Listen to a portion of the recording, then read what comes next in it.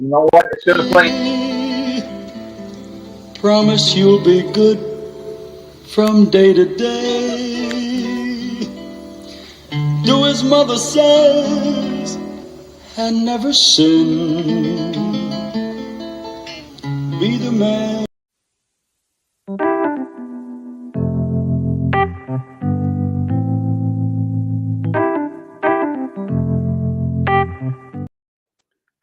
All right, now we should be on here.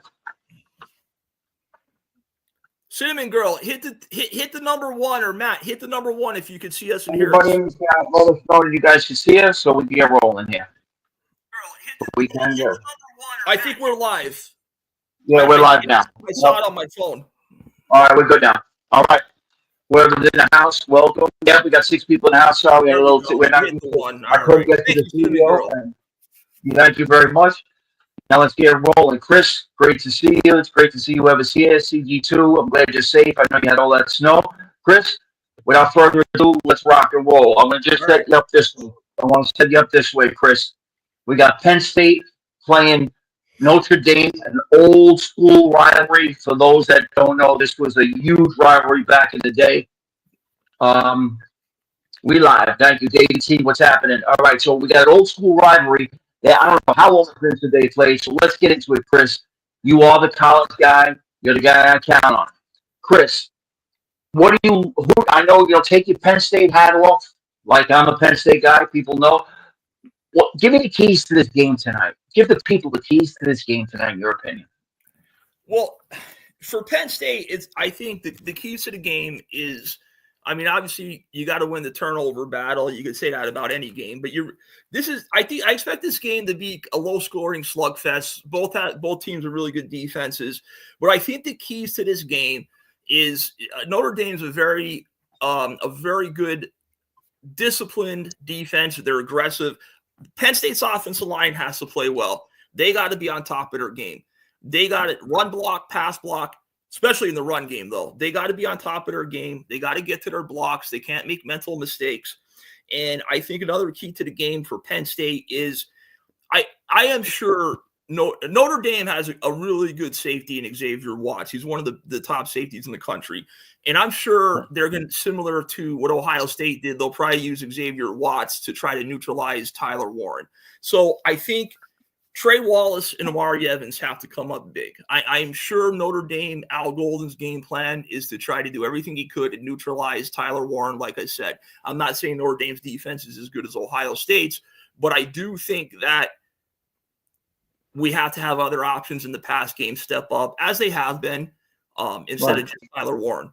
And just keep the offensive line plays their top game. They get to their blocks. We keep pounding the rock like we've been. You know, and other guys step up besides Tyler Warren. I agree. You know what? A lot of times, we might not agree, but I that is the formula. I like the formula. I agree with the formula. I do believe they're going to try to take Tyler Warren out of this matchup. And it's funny you mentioned the name Al Golden. I mean, he's a Penn State guy, right? Yes. All right. On the defensive side of the ball, let's go. I just want to touch on one thing, and then I'm going to give you the defensive side of the ball. Penn State, prolific running game, if you ask me, with a two-headed monster. A lot of people say Drew Allar, robotic. I like him. I think he's smart. I think he makes, most part, really good decisions. I think he's a sleeper in this game. Tell me about our running game. Tell the people a little bit about Penn State's running backs. Well, they got two very good running backs. They're completely different. They're both big guys. They're both around 6'2", 225, 230. So one guy is Nick Singleton. He was a leading rusher. He's your explosive back. He's big. He's powerful. He doesn't have good vision, which is, the only weakness he has. But he's explosive. If he gets a crease, he could take it the distance. He's a good, powerful runner. He looks to lower his head constantly instead of running to the openings. But he's been playing very well this year for the most part. The other running back is Katron Allen. Similar size, big guy, about 5'11", 230. He is not as fast. He's not going to take it to the house or break off a 60-yard run. But he's got some of the best vision you'll see for a running back. He runs with his eyes, and he just has a knack for weaving in and out. During the year, through a good part of the Big Ten regular season play, Katron Allen wasn't at his best. He had a bit of a down year in the regular season, but since the Oregon game, the Big Ten championship, he's been on fire. He's a different man. And it's just they complement each other very well. They're two completely different backs. Katron Allen's your consistent 5 to 7 yard a clip guy, where Nick Singleton is your take it to the house guy. I love it. Thank you, Chris. By the way, folks, he's just not pulling this stuff out of the air. And Rivals.com and a big-time college recruiting guy who I think I don't have Chris on here just because I like him and I do value his opinion. He knows that. But the man knows what he's talking about. He's just not grasping for straws here. He is thought of highly in his recruiting area, as well as you guys know how I feel about him. And we should be gracious to have him on our show with us, as Chris, I tell you that all the time. Chris, let's go. Absolutely, 1,000,000%. Stevie, what's up? Chat, everybody. I'll get to you in a minute. We don't have long before kickoff. I thought it'd be good to do this just before kickoff because we're amped up at NSA fans, but we got to be, two sides to the coin, try to give you both sides. Defensively, Notre Dame has the ball. What are we worrying about from the Penn State side? What are we thinking about when Notre Dame has the ball? Well, I mean, Notre Dame they just play old-fashioned football. They're a big power run team, and their quarterback could really run. So this is one team of similar to equal talent than Penn State that actually has a worse pass game and actually has worse weapons in the receiving game. Their quarterback, Riley Leonard, he only threw for like 170 yards a game on the year. It was something around there. He's not much of a thrower, right? No, he's not much of a thrower. So, I mean, they just got to be sound with their gaps, be sure tacklers, and they have to spy Leonard. I know that's just simplifying it, but you got to spy Leonard. I think he had like close to 80-some yards against Georgia. He likes to run the ball. And Abdul Carter's Penn State's best player. He had a pretty painful injury the last game, and he's going to give it a go. It's a shoulder injury, they're saying, and he's going to give it a go. I'm sure he's not going to be 100%. And he's usually a defensive end. Being that Notre Dame is not a big passing team and his shoulder's a little banged up, I wouldn't be surprised if Carter played a lot of linebacker this game to spy Leonard. And if not Carter, I would say Tony Rojas, the other linebacker, because he's a good athlete with a lot of speed. Just listen, gap integrity against the run, shoot the right gaps, gap integrity, spy Leonard, contain the run, and we should be good to go. Notre Dame only scored 9 points versus Georgia on offense. I mean, that was a low-scoring game. They had it, and that's another thing. They against Georgia, Notre Dame had the second half kick. They returned to the house for a touchdown. And then they sacked Georgia's quarterback down near their own end zone, Georgia's own end zone. And so I mean, basically, special teams and defense for Notre Dame scored 14 points. Their offense didn't do much versus Georgia, and Georgia's not quite as good. So I mean, I definitely, not being a homer, I do favor Penn State this game. I just hope the coaches and Franklin don't fuck it up like they usually do. But I mean. Listen, they made some incredibly boneheaded calls against SMU, against Oregon. We almost accept them, yep. But I mean, I don't know. Go ahead. Let me ask you this. So we broke down briefly for everybody because again we're close to kickoff. Both sides of the ball.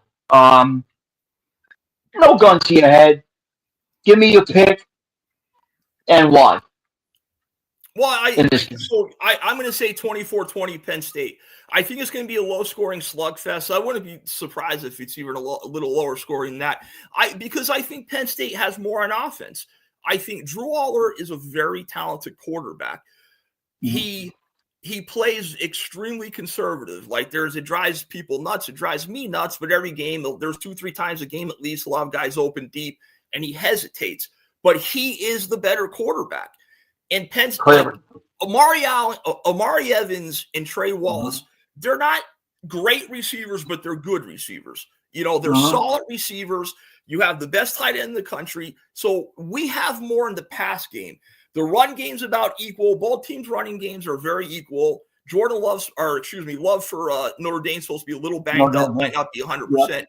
We got two great running backs. They got one. The running game is at least about equal. Our pass game's better. Defensively, I mean, maybe Notre Dame. I give the edge to Notre Dame a little bit on defense, but Penn State's one weak. See, this game plays into Penn State's hand. Their one weakness on defense, if there was a weakness, was against the pass. They're a lot better against the run than they were to pass. That plays into Penn State's hands because Penn State's been pretty good against the run this year. Notre Dame's not going to scare anybody throwing the ball. They don't have these great receivers like Ohio State. So that's why I'm going with Penn State. Okay. All right. As we go from there, I'm with you, not just as a Penn State fan. I believe we do not perennially shit the bed. I'm going to trust Franklin not to screw this one up. I think we do have the better team, and I'm going with you. I can't give you a score. I'm bad at that. You're good with the scores. I like Penn State, and I do think if they lose, it would be an upset. I do think it is a close match team. Timmy Irish, if you're listening, I know you're a big Notre Dame guy. Your team's going down tonight. Let's move on, Chris. Let's go to the Cotton Bowl tomorrow night. You got Ohio State. Story that I read this in a book and I heard this once or twice. So when Joe Paterno was coaching Penn State, and the first time they ever went to play Notre Dame, it was in South Bend, right? And I don't recall what year. And for the record, this series is tied at 9-9-1. This is going to be a tiebreaker for the series.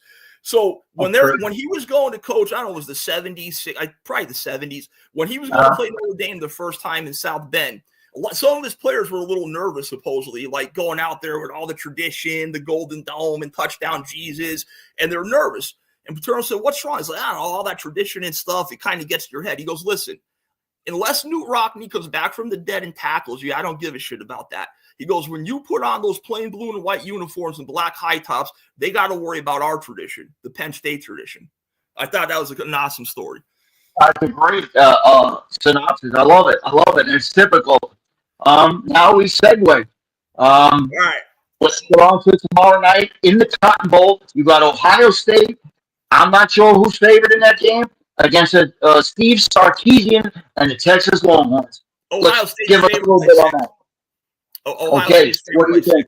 What do you think in Ohio State? I'm going Ohio State. I already bet $100 and some bucks in Ohio State. I love it. The way Ohio State was their own worst enemy this year. Okay, I don't know what the fuck happens to Ryan Day when he coaches against Michigan, but so Ohio State basically has Pro Bowl receiver. You see that freshman receiver Ohio State has? That's something else. Listen, the kid is 6'3", 220, and he runs a 4.3. I'm not saying he's a Megatron, but like that's incredible. And he's what is he? And besides that, they got two other receivers that are like first round talents. So Chris, you know I know my receivers. Yes. I'm gonna ride that to the wheel. No, I'm gonna ride that to the wheels fall off. I'm joking. No, talking about Ohio State. The kid's a stud. But so here's the thing: like when Ohio State really quit, like when they played Nebraska. Nebraska almost beat them because Ryan Day, for some reason, wanted to run the ball instead of take what the defense gives you. Going into the Nebraska game, Nebraska's coach Matt Rule said, "Listen, just concentrate on one thing and do one thing really well." And he went into that game saying, "We're just going to take away the run and let everything else fall into place." They knew this, and Ryan Day at halftime still said, "We got to establish runner." Football with the spread offense is take what the defense gives you. Absolutely. Don't put a round peg in a square hole. So he barely got by that game. He faces Michigan with all these great receivers he has, and Michigan is good against the run. So what does Ryan Day do? Run. So they lost that game. He finally woke up in the postseason, and now that he is actually throwing the ball, the Pro Bowl wide receivers, they're killing teams. Like I and they got the other kid, right? What's his name? Mbuka and Igwe and Mbuka. What's Mbuka, and then they have another guy in his second year. I think he's a second year guy, Carnell Tate. They recruit. They don't just recruit top receivers. I mean, they'll get 3, 4, 5 stars every class. Sick. Every class. But and as long as they're playing the way they keep playing, I can't see Texas beating them. Yeah, that's what I was getting to. You see Texas playing them tough. You think it's going to be a tight game? What do you expect from the Texas side of things? What's their keys? Are there any? What's the keys to victory for Texas, if there's any? Just try to keep the game close. I mean, win the turnover battle. Texas has a good defense, and I haven't watched Texas a ton this year, but like they almost lost there. Texas does not have really a good victory. They almost lost to Arizona State. They lost to Georgia twice. I mean, they beat Clemson, who was not great this year. I mean, they got a good defense. What I would do if I'm Texas is send a lot of pressure on Will Howard. Will Howard's been balling out. Yeah. Don't give him time to sit back there and throw to his Pro Bowl receivers, future Pro Bowl receivers. Yeah, Will Howard. I would just be very aggressive with Will Howard. Just mix up the defense a lot. Be aggressive against Will Howard, and on offense, take what the defense gives you. Texas got the horses, but I mean, I just don't think they're, like I mean that game. I see Ohio State winning that game by at least 2 touchdowns. Like if I'm going to score in that game, I would say I would say, well, I'll go like 31-17. Ohio State. Ohio State. All right, and so you heard they fluffs it up again. And that's possible, but I gotta say, I would love to see a Penn State Ohio State championship game. It would be amazing. Very good chance you got her tonight. All right, well, you heard it here live tonight. 24 Penn State 24-20 over Notre Dame. Nothing personal. I know Davey T, Timmy Irish, some people out there listening.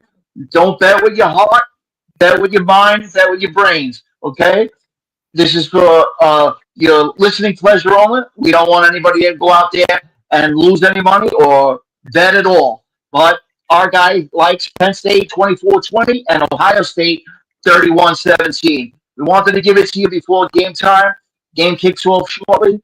And that's it. I told Chris I wasn't going to hold him long. So, Chris, I want to thank you. And maybe Saturday we'll come back on. You, Antonio, I spoke to him, the sideline scout. Maybe you and him will do a little football picks. And I just want to say one other thing. Guys, we're looking to do a midday. I'm looking to do a midday show every day. Just various different things. So if you guys, whether it be on here or Patreon, just hit me up. Give me an idea on times. 1, 3, 4, 5. I want to do something like a midday drive home or something like that.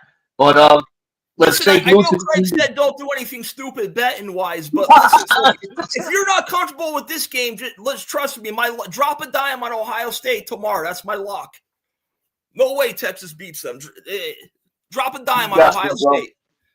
All right, Craig will give half your time. All right, you know what? I've always been a man of my word, so this new nice me telling people be responsible. My man tried to drop a dime, make it 2. Drop 2 dimes. Listen, guys, be safe. We wanted to come on tonight. Give you hopefully a little laugh and some what we think and what Chris thinks personally.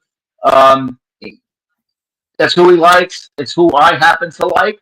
What that means, we'll find out. I'll tell you what, I'm a man of my word. I will come back post-game. I don't know if I could get Chris post-game for 5-10 minutes like I do with the Steelers. I don't know how happy I'll it depends what kind of mood we'll be in. But I'll give you a few minutes to tell you right, wrong, or indifferent. So enjoy the games, and we'll see you after. I'll be here. All right, we'll come back post-game and give you a few minutes post-game and just give you our thoughts. All right, Chris, thank you so much. Have a good night. I'll see you in a couple hours. We are. Good night. Hey guys, I'm glad everybody came in, man. Chris is the man. I enjoy this.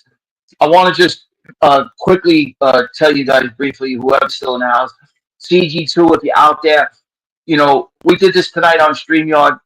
We're gonna CG2. I'm trying to get Cinnamon Girl to where she's actually producing some of our shows, and maybe eventually, she's gonna give CG2 some input. She's very bright, and she's really into what we do. Davey and everybody out there that's with us knows this.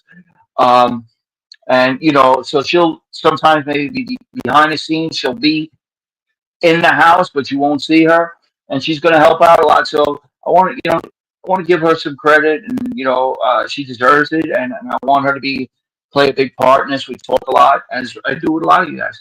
And if anybody, I'm serious about this daily show. I really want to do it. We got Danny G and Cola tomorrow. I'm just waiting on Danny on the time. So we do have Danny G coming back tomorrow. Whether we do it on YouTube or Patreon, we'll figure that out. But the midday show, it's hard to pick a time where it's good for everybody. So whoever doesn't catch it live, it will be a live show. It'll only be like a 30-minute show, but it will be live, and it will be on, topic of the day. We'll try to run through 3 different topics. There's where, your producer, can help me out. And, you guys might have questions. You could bring in your questions, call in with your questions, whatever it is.